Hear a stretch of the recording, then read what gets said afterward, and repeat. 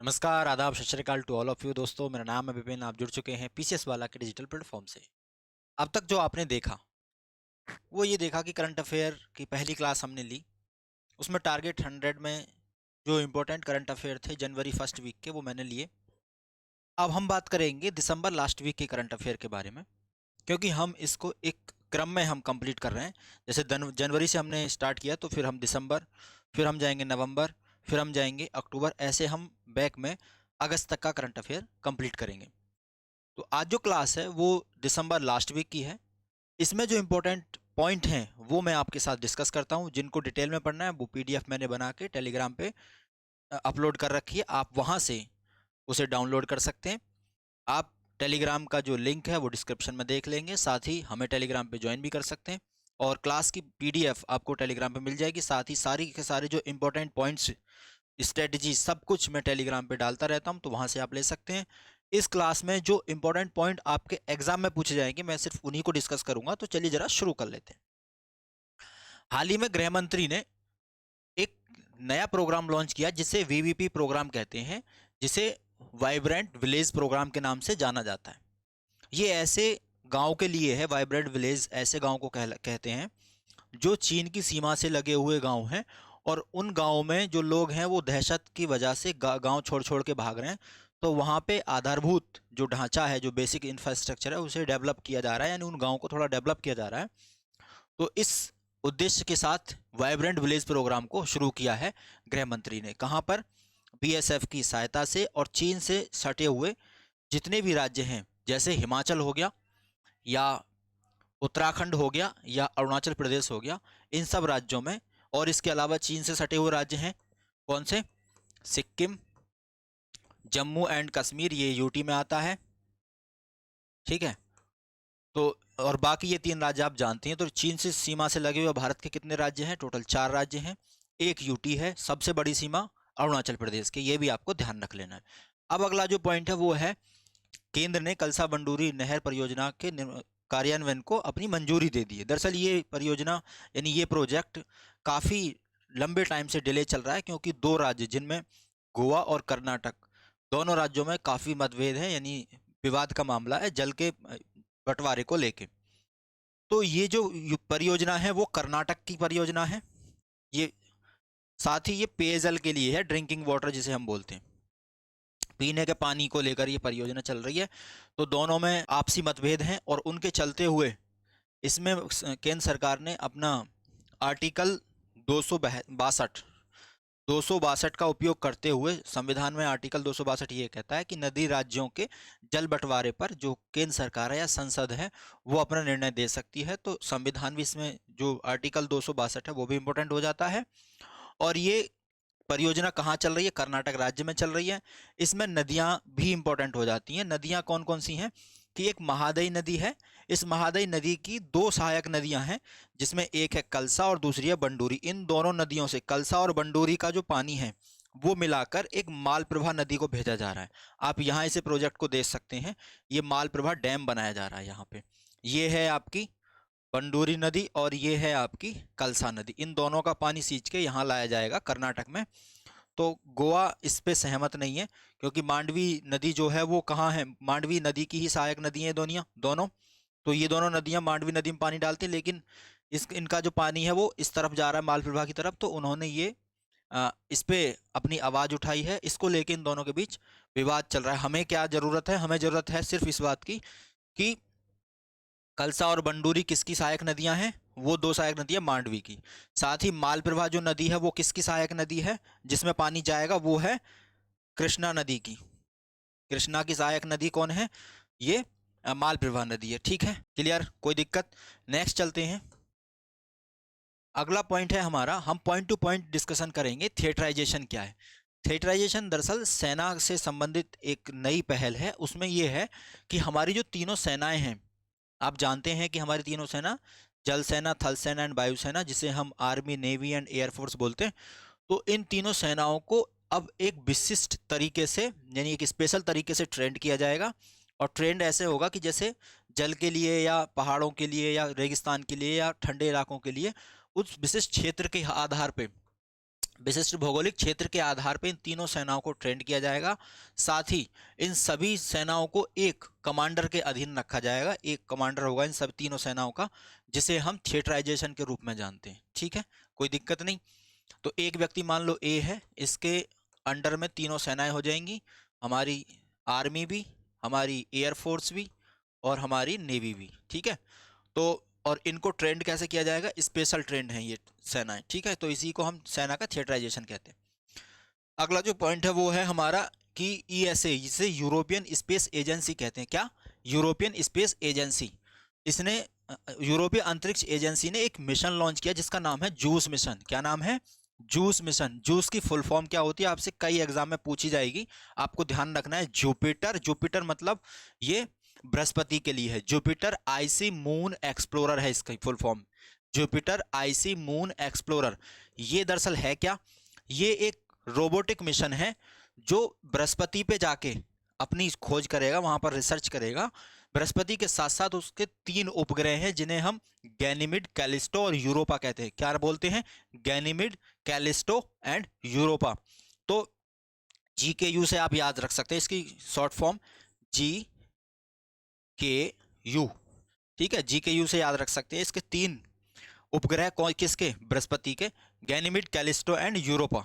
ठीक है, आगे हम चलें तो इसमें क्या हम देखेंगे, पहला कि किसका मिशन है, ESA का है। आपसे क्या पता, इसरो, नासा और बहुत सारी जो वो जाक्सा ऐसी स्पेस एजेंसी लगा के पूछ लेगा कि ये जो हमारा जूस मिशन है वो किसने लॉन्च किया है। तो आपको ध्यान रखना है ESA यानी यूरोपियन स्पेस एजेंसी ने लॉन्च किया। किसके लिए किया? बृहस्पति के लिए किया है। कैसा मिशन है? रोबोटिक मिशन है। कहाँ जाएगा? बृहस्पति के 3 उपग्रह और बृहस्पति की खोज करेगा, मतलब उन पर रिसर्च करेगा। और 3 उपग्रह कौन कौन? गैनीमिड, कैलिस्टो एंड यूरोपा। इतनी बात आपको यहाँ ध्यान रखनी है। टू द पॉइंट लेक्चर में आप इतना काफी है। आगे चलेंगे। निःशुल्क खाद्यान्न योजना कब शुरू हुई है, ये इंपॉर्टेंट है। तो ये शुरू हुई है 1 जनवरी। कब? 1 जनवरी 2023 से निःशुल्क खाद्यान्न योजना शुरू हुई है। और इसमें क्या होगा कि 1 साल के लिए राष्ट्रीय खाद्य सुरक्षा अधिनियम, जिसे नेशनल फूड सिक्योरिटी एक्ट भी कहते हैं ना, राष्ट्रीय खाद्य सुरक्षा अधिनियम 2013 के तहत जितने भी पात्र परिवार हैं, मतलब एलिजिबल जितनी भी फैमिली होंगी, उन सभी को गेहूं, चावल और मोटे अनाज दिए जाएंगे। लेकिन आपको इसमें इंपॉर्टेंट ये याद रखना है कि शुरू कब हुई, कितने टाइम के लिए है और किसके अंडर। ठीक है, साथ ही आपको ध्यान रखना है कि लॉकडाउन के दौरान शुरू हुई थी प्रधानमंत्री गरीब कल्याण अन्न योजना, उसको मार्च 2020 में जो शुरू किया गया था वो अब बंद कर दी है सरकार ने। तो ये बंद करके ही इसको शुरू किया है। क्लियर? तो नेक्स्ट चलते हैं। अगला पॉइंट है हमारा कि भारत के G20 अध्यक्षता के हिस्से के रूप में इलेक्ट्रॉनिक और सूचना प्रौद्योगिकी मंत्रालय, जिसे मेती मिनिस्ट्री भी कहते हैं, मेती, इन्होंने स्टे सेफ ऑनलाइन और G20 डिजिटल इनोवेशन अलायंस, ये 2 पहल शुरू की हैं। इन दोनों पहलों को ध्यान रखें। ये स्टे सेफ ऑनलाइन, इसका उद्देश्य क्या है? दरअसल ये है सोशल मीडिया पे, साथ ही साथ जो वॉलेट वगैरह जो हम ट्रांजैक्शन करते हैं, इन सब का जो उपयोग है सही तरीके से और सेफ तरीके से कर सकें, इन सभी के लिए अवेयरनेस फैलाने का ये अभियान है, जिसे स्टे सेफ ऑनलाइन अभियान का नाम दिया गया है। अगली जो इंपॉर्टेंट खबर है वो है कि G20 global digital innovation alliance programme, ये भी उन्हीं देशों के साथ है जो G20 और जो G20 के अलावा जो बाकी देशों को आमंत्रित किया जा रहा है, क्योंकि G20 में 19+1 यूरोपियन यूनियन के साथ साथ अन्य देशों को भी आमंत्रित किया जाता है। तो उन सब देशों को स्टार्टअप्स के द्वारा जो नई टेक्निक जो विकसित हो रही है, उन सब तकनीकों को साझा करने के लिए यहाँ बुलाया जा रहा है। साथ ही आपको पता है कि G20 का जो 2023 वाला सम्मेलन वो भारत में ही हो रहा है और इसमें 6 महत्वपूर्ण क्षेत्रों को शामिल किया जाएगा। एग्रीटेक यानी एग्रीकल्चर टेक्नोलॉजी, हेल्थ टेक यानी हेल्थ से संबंधित तकनीक, और एयरटेक मतलब एजुकेशन से संबंधित, और फिनटेक मतलब फाइनेंस से संबंधित, और सिक्योरिटी डिजिटल इंफ्रास्ट्रक्चर मतलब जो हम डिजिटल मार्केटिंग वगैरह करते हैं उस पर डिजिटल इंफ्रास्ट्रक्चर के बारे में चर्चा होगी, और सर्कुलर इकोनॉमी मतलब इकोनॉमी में टेक्नोलॉजी का कैसे यूज होगा, वहां पर तकनीकों का आपसी साझाकरण करने के लिए यहाँ इन सब देशों से जो मंत्रणा की जाएगी वो कहलाती है G20 global digital innovation alliance programme. ठीक है, क्या याद रखना है? बस इतना याद रखो कि 6 सेक्टर हैं और शुरू कौन कर रहा है? मेती मिनिस्ट्री कर रही है। ठीक है, आगे भारत की आजादी के अमृत महोत्सव पर सर्बिया ने एक डाक टिकट तैयार किया या जारी किया है। सर्बिया की राजधानी कौन सी है वो ध्यान रखेंगे, तो बेलग्रेड, बेलग्रेड। और यहाँ की मुद्रा क्या है, तो सर्बियाई दिनार, सर्बियाई दिनार यहाँ की मुद्रा है। सर्बिया ने, कौन सा देश है ये इंपॉर्टेंट है, बस डाक टिकट जारी किया है और किस अवसर पे किया है, आज़ादी के अमृत महोत्सव पे। कब मनाया था हमने आज़ादी का अमृत महोत्सव, 2021 के 15 अगस्त को, 2021 के 15 अगस्त को, ठीक है, क्योंकि तब हमारे 75 साल हो गए थे, ठीक है, आज़ाद होने के।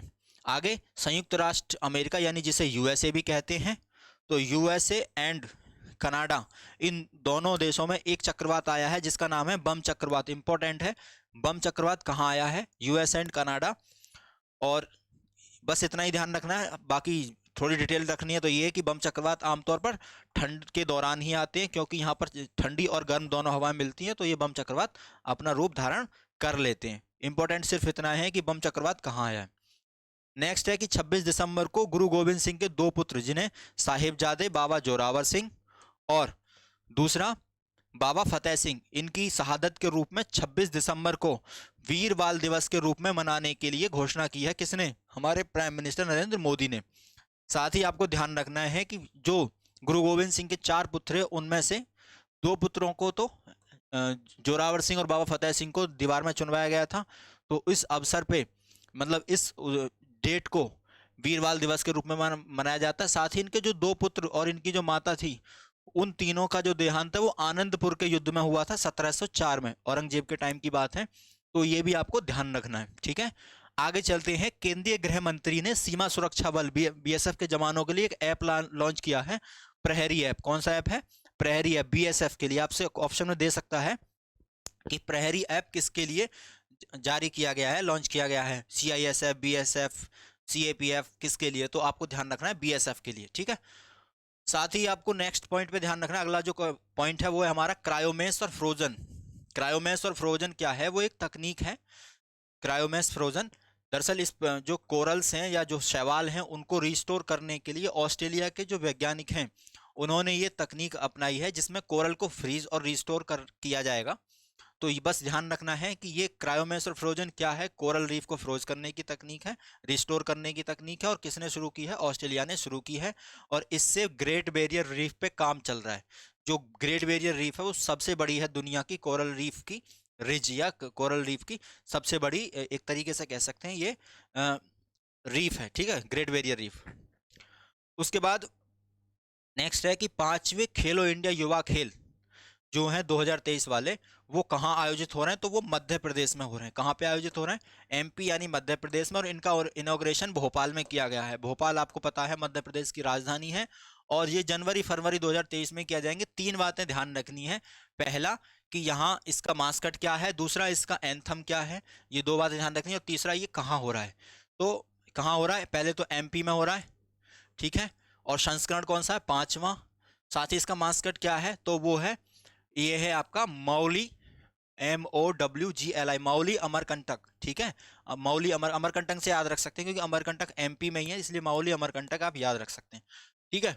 उसके बाद दूसरा, इनमें जो 2 नए स्पोर्ट्स हैं वो शामिल किए जा रहे हैं। एक तो मलखम, जो मध्य प्रदेश का राज्य नृत्य भी है, और दूसरा है वाटर के जो स्पोर्ट्स हैं वो भी इसमें शामिल किए जा रहे हैं।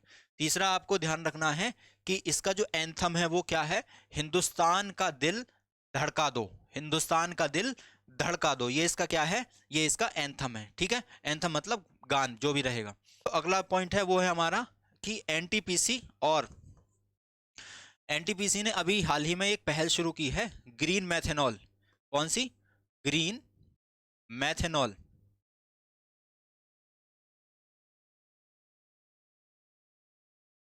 ग्रीन मैथेनॉल प्रोजेक्ट शुरू किया है। ये इसने इटली की कंपनी टेक्नीमोंट के साथ मिलकर ग्रीन मैथेनॉल पहल शुरू की है। अगला जो पॉइंट है वो है, संयुक्त राष्ट्र और विश्व स्वास्थ्य संगठन ने 27 दिसंबर को महामारी की तैयारी का अंतर्राष्ट्रीय दिवस घोषित कर दिया। मतलब जो पेंडेमिक हो रहा था उसकी तैयारी का एक अब दिवस मनाया जाएगा, जो वो है महामारी की तैयारी का अंतर्राष्ट्रीय दिवस। और वो कब मनाया जाएगा, 27 दिसंबर को, ठीक है। ये किसने अभी घोषित किया है, यूएन और विश्व स्वास्थ्य संगठन यानी वर्ल्ड हेल्थ ऑर्गेनाइजेशन, ठीक है। आगे चलते हैं कि उपभोक्ता मामले, खाद्य और सार्वजनिक वितरण मंत्रालय ने राष्ट्रीय उपभोक्ता दिवस कब मनाया जाता है? राष्ट्रीय उपभोक्ता दिवस वो मनाया जाता है आपका 24 दिसंबर। तो 24 दिसंबर के अवसर पर मरम्मत करना अधिकार पोर्टल जारी किया है। मरम्मत करना अधिकार पोर्टल को हम क्या कहते हैं? Right to repair portal. किसने शुरुआत की है राइट टू रिपेयर पोर्टल की? ध्यान रखना, उपभोक्ता मामले, खाद्य और सार्वजनिक वितरण मंत्रालय ने। ठीक है, औद्योगिक दे सकता है आपको ऑप्शन में, मान लो क्वेश्चन ये फ्रेम हुआ तो औद्योगिक ministry they the, Meitei ministry they the, ministry of information वाली। मतलब आपको यहाँ क्या ध्यान रखना है कि उपभोक्ता मामले, खाद्य और सार्वजनिक वितरण मंत्रालय ने इसे शुरू किया है। क्लियर है? और कब? 24 दिसंबर। क्या है ये? उपभोक्ता दिवस है। ठीक, नेक्स्ट पॉइंट चलते हैं। अगला पॉइंट है आपका कि भारत और ऑस्ट्रेलिया ने पहली बार दोनों के बीच द्विपक्षीय, बायलैटरल जिसे हम बोलते हैं, द्विपक्षीय मतलब बायलैटरल, तो द्विपक्षीय व्यापार आर्थिक सहयोग के लिए अपने एक समझौते पर हस्ताक्षर किए हैं। तो बायलैटरल ट्रेड के लिए इन्होंने एक नाम है जिसका नाम है ईसीटीए। क्या नाम है? ईसीटीए, यानी इकोनॉमिक कॉपरेशन ट्रेड एग्रीमेंट। तो इकोनॉमिक कॉपरेशन ट्रेड एग्रीमेंट ईसीटीए पर हस्ताक्षर किए। बस किसके साथ किए ध्यान रखो, ईसीटीए पर हस्ताक्षर इंडिया और ऑस्ट्रेलिया के बीच में हुए। अगला पॉइंट है कि महाराष्ट्र में पीआरएस की संख्या सबसे अधिक है। अब आप बहुत से लोग ये सोच रहे होंगे कि पीआरएस क्या है। पीआरएस मतलब पॉल्यूटेड वो रिवर्स स्ट्रेचेस होती हैं ये, जहां पर नदियों में सबसे ज्यादा गंदगी होती है या नदियां सबसे ज्यादा पॉल्यूटेड होती हैं। ऐसी स्ट्रेचेस को पॉल्यूटेड रिवर स्ट्रेचेस बोलते हैं, यानी जिस क्षेत्र से नदियां प्रवाहित होकर जाती हैं, फ्लो करके जाती हैं। तो यहाँ ऐसी जो नदियां हैं वो सबसे ज्यादा महाराष्ट्र में और उसके बाद एमपी में है, यानी मध्य प्रदेश में। ये रिपोर्ट किसने जारी की? ये इंपॉर्टेंट है, सीपीसीबी ने, सेंट्रल पॉल्यूशन कंट्रोल बोर्ड इसका नाम होता है, केंद्रीय प्रदूषण नियंत्रण बोर्ड। ठीक है, ये ध्यान रखेंगे। अगला जो पॉइंट है वो है अमृत भारत स्टेशन योजना। डेफिनेटली आपके दिमाग में आ गया होगा कि ये रेलवे मिनिस्ट्री ने शुरू की है, और आप बिल्कुल सही हैं। लेकिन इसमें योजना का उद्देश्य क्या है कि 1000 कितने 1000 रेलवे स्टेशन उनका आधुनिकीकरण किया जाएगा। यही इंपॉर्टेंट है कि मॉडर्नाइजेशन के तहत अब नए 1000 स्टेशन को दोबारा से मॉडर्नाइज किया जाएगा, और वो स्टेशन जो प्रमुख शहरों को एक दूसरे से जोड़ते हैं, प्रमुख जिले इसमें शामिल हैं। अगला पॉइंट है कि आईआईटी कानपुर ने एक बायो सोलर सेल विकसित किया है। तो बायो सोलर सेल किसने विकसित किया है? आईआईटी कानपुर ने। बस इतना ध्यान रखिए। इसका जो अगला पॉइंट है वो है कि भारत के राष्ट्रपति ने आंध्र प्रदेश में, बस ये ध्यान रखना कि आंध्र प्रदेश में जो मंदिर है श्रीशैलम, उसके विकास परियोजना का उद्घाटन किया है, प्रसाद जो परियोजना चल रही है उसके तहत। तो ये किस नदी के नियर पड़ता है, किस नदी के किनारे पड़ता है श्रीशैलम मंदिर? तो वो ध्यान रखेंगे, वो है आपका कृष्णा नदी के किनारे। तो सारे पॉइंट को रिवाइज कर लेते हैं। तो पहला है कि कृष्णा नदी के किनारे श्रीशैलम मंदिर का आंध्र प्रदेश में पुनर्निर्माण किया जा रहा है। अगला पॉइंट हमें याद रखना है वो है कि आईआईटी कानपुर ने सोलर सेल विकसित किया है, इसे बायो सोलर सेल के नाम से जानते हैं। एक बायो सोलर सेल का निर्माण किसने किया? आईआईटी कानपुर ने। और अगला पॉइंट है कि अमृत भारत स्टेशन योजना के अंतर्गत 1000 जो स्टेशन है उनका मॉडर्नाइजेशन किया जाएगा। महाराष्ट्र में पीआरएस जो है वो सबसे ज्यादा है, फिर उसके बाद मध्य प्रदेश में है, और ये रिपोर्ट सीपीसीबी निकालता है। अगला पॉइंट है भारत और ऑस्ट्रेलिया ने पहले द्विपक्षीय जो व्यापार समझौता जो होता है इकोनॉमिक रूप से, तो इकोनॉमिक कॉपरेशन ट्रेड एग्रीमेंट पर हस्ताक्षर कर दिए भारत और ऑस्ट्रेलिया ने। ध्यान रखना, अमेरिका ऑप्शन में देगा, वो आपको क्विट करना है, ऑस्ट्रेलिया रखना है। अगला पॉइंट है कि 24 दिसंबर को यानी उपभोक्ता दिवस के दौरान उपभोक्ता मामले, खाद्य और सार्वजनिक वितरण मंत्रालय ने एक नई पहल या पोर्टल का शुरुआत की है जिसका नाम है अधिकार पोर्टल। क्या नाम है? मरम्मत का अधिकार portal, right to repair portal. ठीक है। अगला है कि 27 दिसंबर को international day for pandemic preparedness के रूप में संयुक्त राष्ट्र और विश्व स्वास्थ्य संगठन ने घोषित किया है एक दिवस जिसका नाम है महामारी की तैयारी का अंतर्राष्ट्रीय दिवस। ठीक है। अगला पॉइंट है कि एनटीपीसी और इटली की कंपनी दोनों ने मिलकर एक नई पहल शुरू की है जिसमें ग्रीन मेथनॉल बनाया जाएगा। अगला पॉइंट है आपका कि 5वें खेलो इंडिया युवा जो खेल हैं 2023 की मेजबानी एमपी कर रहा है। 3 बातें याद रखनी है, मौली अमरकंटक इसका मास्कट है, मलखम्ब और वाटर स्पोर्ट्स पहली बार इसमें शामिल किए जा रहे हैं, और हिंदुस्तान का दिल धड़का दो ये जो इसका थीम सॉन्ग है। ठीक है, 5वें संस्करण के ये खेल हैं, ये भी ध्यान रखना है। अगला पॉइंट है कि क्रायोमेस और फ्रोजन, ये एक तकनीक है, वो इसके द्वारा कोरल को दोबारा से रिस्टोर करने के लिए तकनीक ऑस्ट्रेलिया के वैज्ञानिकों ने शुरू की है। ग्रेट बैरियर रीफ पे इसके द्वारा काम चल रहा है। फिर बीएसएफ के लिए एक प्रहरी ऐप लॉन्च किया है हाल ही में। 26 दिसंबर को वीर बाल दिवस के रूप में मनाया जाएगा। आनंदपुर का युद्ध 704 में हुआ था और वीर बाल दिवस साहिबजादे बाबा जोरावर सिंह और बाबा फतेह सिंह के उपलक्ष्य में मनाया जाएगा। अगला पॉइंट है कि अमेरिका और कनाडा में बम चक्रवात आया है। फिर उसके आगे इंपॉर्टेंट है कि सर्बिया ने हाल ही में डाक टिकट जारी किया है आज़ादी के अमृत महोत्सव पे।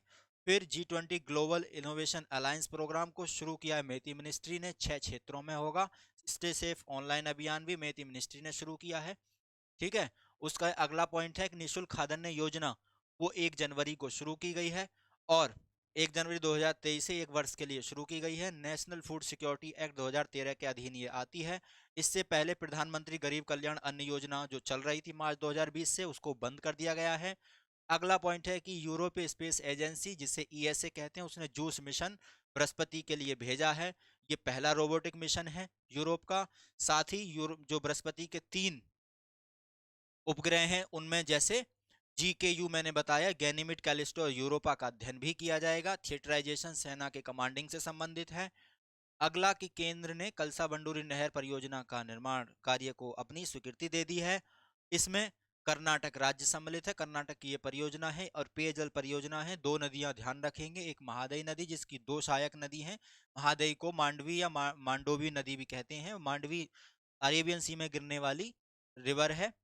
इसमें 2 इसकी सहायक हैं, कलसा और बंडूरी। इन दोनों से पानी लेकर मालप्रभा नदी में भेजा जाएगा ताकि वहां अधिक पानी जा सके कर्नाटक की तरफ, क्योंकि ये डिस्ट्रिक्ट सूखा संभावित क्षेत्रों में आते हैं कर्नाटक के।